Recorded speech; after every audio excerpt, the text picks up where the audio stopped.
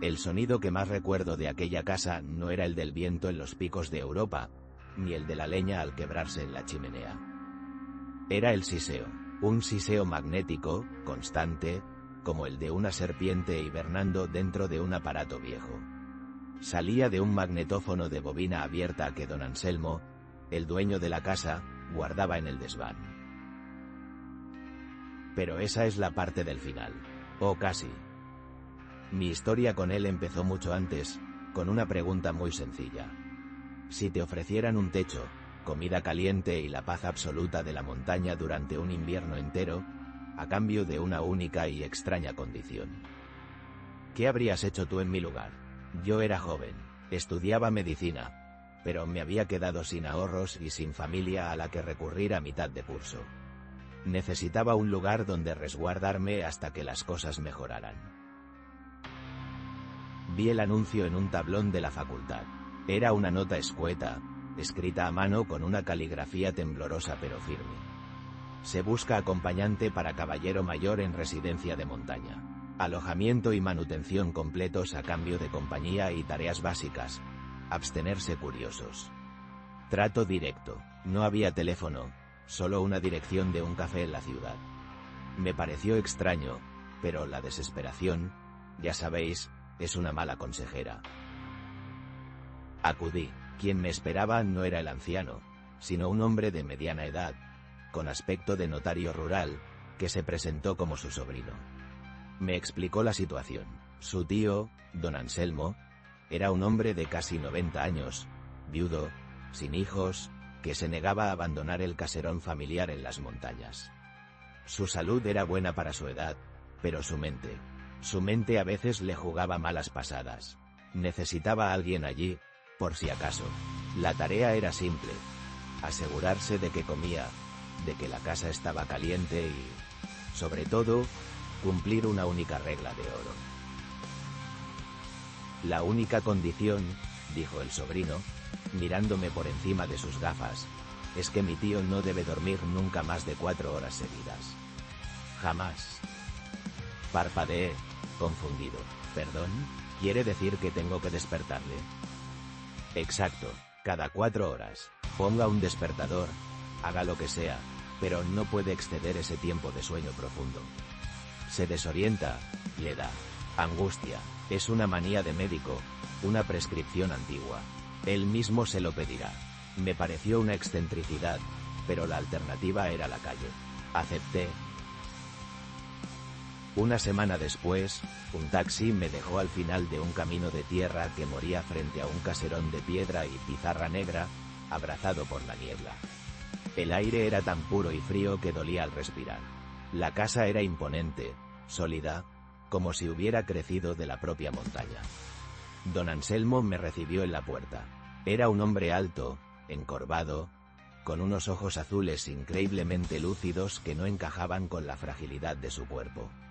Me sonrió con amabilidad, me enseñó mi habitación y me explicó las rutinas de la casa con una claridad que me sorprendió. El muchacho te habrá explicado lo mío, ¿verdad?, me dijo esa primera noche, mientras cenábamos una sopa caliente.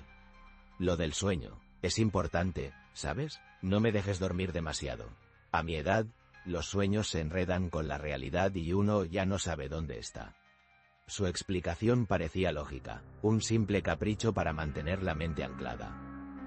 Las primeras semanas fueron de una paz casi irreal. Mi vida se regía por el ciclo de 4 horas. Me iba a la cama, ponía el despertador para dentro de 3 horas y 45 minutos, dormía, me levantaba, subía a su cuarto, le tocaba el hombro suavemente. Don Anselmo, es la hora. Él se despertaba, a veces confuso, a veces agradecido. Gracias, muchacho. Charlábamos un rato, le preparaba un vaso de leche caliente, y luego ambos volvíamos a dormir por otro ciclo. Durante el día leía mis libros de medicina, paseaba por los alrededores cuando el tiempo lo permitía, o simplemente me sentaba con él junto al fuego, escuchando sus historias de una vida que parecía sacada de una novela. Pero empecé a notar cosas.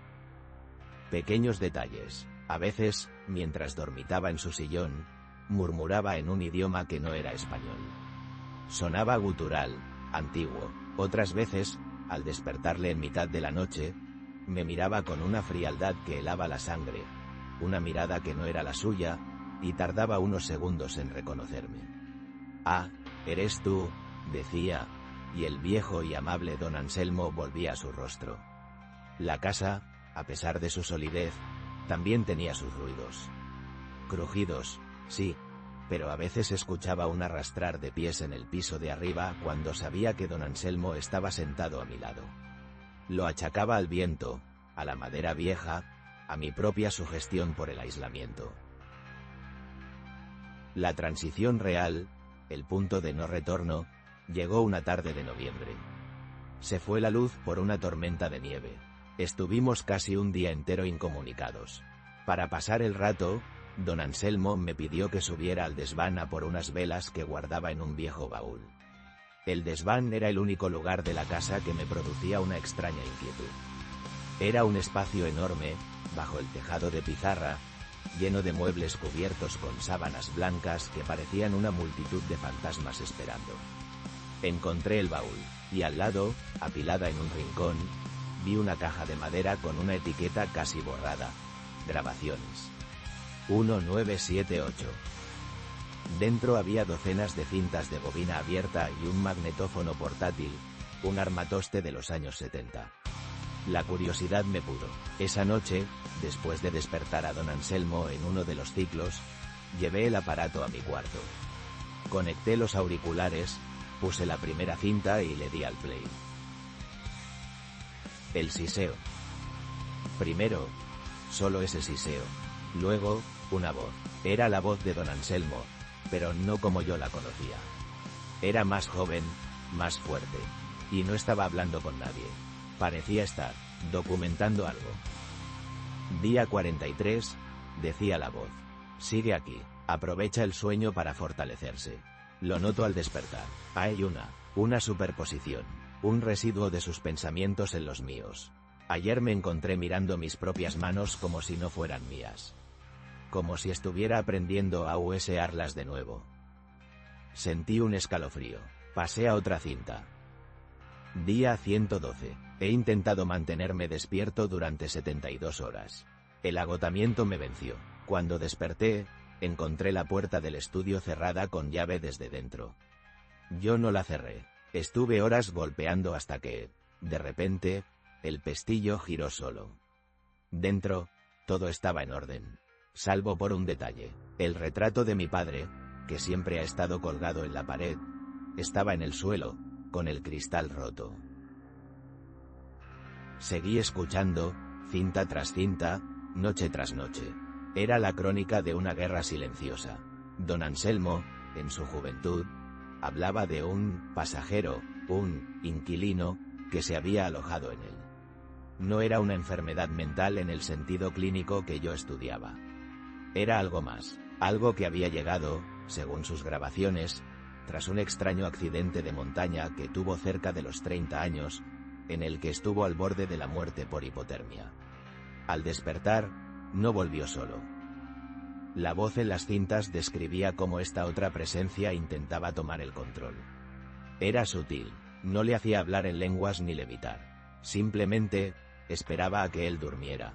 El sueño profundo era su puerta de entrada. En ese estado, podía moverse, pensar, actuar a través del cuerpo de don Anselmo. Al principio, eran solo pequeños lapsos de memoria. Luego, acciones más complejas. Descubrió que si dormía poco, en ciclos cortos, el inquilino no tenía tiempo de asentarse, de tomar el control total. Era como mantener a una bestia a raya, siempre al borde de la jaula, pero sin dejarla salir. La regla de las 4 horas no era una manía. Era un mecanismo de contención que llevaba aplicando más de 50 años. Comprendí la verdad de mi trabajo. Yo no era un acompañante. Era un carcelero, el guardián de un sueño. El terror se apoderó de mí. Cada vez que subía a despertarle, ya no veía a un anciano frágil. Veía una prisión de carne y hueso. ¿Y si algún día fallaba? ¿Y si el despertador no sonaba? ¿Qué o quién me encontraría al abrir la puerta de su cuarto? La soledad de la montaña, que antes me parecía una bendición, ahora era una trampa. No había a quién llamar, no había a dónde huir. Y entonces, una noche de enero, ocurrió. El cansancio acumulado de meses me venció. Puse el despertador como siempre, pero debía apagarlo en sueños, o quizás simplemente no lo oí. Desperté sobresaltado. La luz del amanecer se filtraba por mi ventana. Miré el reloj. Habían pasado casi 8 horas. El corazón me martilleaba en el pecho. Un silencio sepulcral envolvía la casa. Subí las escaleras sin hacer ruido, como si temiera despertar a algo que ya estaba despierto. La puerta de su habitación estaba entreabierta. Empujé suavemente. Don Anselmo no estaba en la cama. Estaba de pie, junto a la ventana, de espaldas a mí, mirando la nieve caer. Llevaba puesto su traje de los domingos, perfectamente abrochado. Su postura era erguida, firme, no la de un hombre de 90 años. Don Anselmo, susurré, mi voz temblaba. Se giró lentamente, y supe, al instante, que no era él. La cara era la misma, las arrugas, el pelo blanco. Pero los ojos, esos ojos azules ya no eran lúcidos y amables. Eran fríos, calculadores, y me miraban con una curiosidad analítica, como un entomólogo mira a un insecto. Una leve sonrisa torció sus labios. Así que tú eres el muchacho, dijo. La voz era la de las cintas. La voz joven, resonaba desde el fondo de aquel cuerpo anciano, una disonancia aterradora. No había rastro del temblor senil. Era clara, potente, llena de una autoridad que nunca le había escuchado. No pude responder, estaba paralizado. Él dio un paso hacia mí. Se movía con una agilidad que no le correspondía. Inclinó la cabeza, estudiándome. Un buen trabajo, he de admitir. Ha sido un anfitrión, persistente, pero todo el mundo se cansa. Hizo una pausa, y su sonrisa se ensanchó. Dime, muchacho. ¿Cuánto tiempo lleva dormido el viejo? No esperé a oír más. Di media vuelta y corrí. Corrí como nunca en mi vida. Bajé las escaleras de 2 en 2, abrí la puerta principal y me lancé a la nieve. No cogí mi abrigo, ni mi cartera, ni mis libros. Solo corrí. Corrí por el camino de tierra, con el aire helado quemándome los pulmones, sin atreverme a mirar atrás. No sé cuánto tiempo estuve corriendo. Solo sé que no paré hasta que vi las luces del primer pueblo, a varios kilómetros de distancia. Nunca volví. Llamé al sobrino desde una cabina, le conté una historia incoherente sobre una emergencia familiar y que me había tenido que marchar. No me hizo muchas preguntas. Quizá ya sabía, o sospechaba, la verdadera naturaleza del trabajo. A veces, en noches de absoluto silencio como esta, me pregunto qué pasó en aquella casa. Me pregunto si el verdadero don Anselmo despertó alguna vez, o si su inquilino, después de casi 60 años de espera, por fin tuvo tiempo para instalarse cómodamente. Desde aquella noche, nunca volví a mirar a los ancianos de la misma forma. Siempre me pregunto, cuando veo a uno dormitando en un banco o en un autobús, ¿quién más viaja con ellos?